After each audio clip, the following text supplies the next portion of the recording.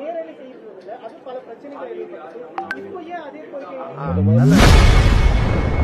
சட்டமன்ற நிரலையை துண்டிக்காமல் தொடர வேண்டும் என திமுக முன்னாள் அமைச்சர் சிவசங்கர் கோரிக்கை வைத்துள்ளார். மாண்புமிகு சட்டப்பேரவை எதிர்க்கட்சி தலைவர் மரியாதைக்குரிய உதயநிதி ஸ்டாலின் அவர்கள் உரையாற்றுகின்ற நேரத்திலும் மற்ற சட்டமன்ற கட்சித் தலைவர்கள் உரையாற்றுகின்ற நேரத்திலும் அவற்றை நேரலையில் ஒளிபரப்ப வேண்டும் என்கின்ற அந்த கருத்தை இந்த நேரத்தில் நான் வலியுறுத்துகிறேன்.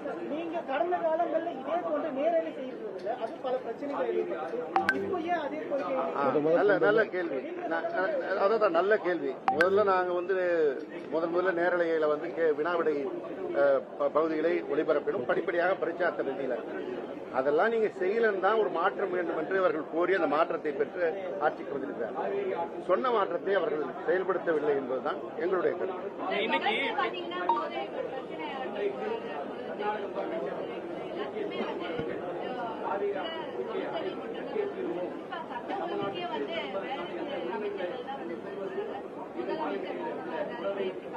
நான் சட்டமன்றத்திலையும் அந்த கருத்தை சொல்லியிருக்கிறேன்.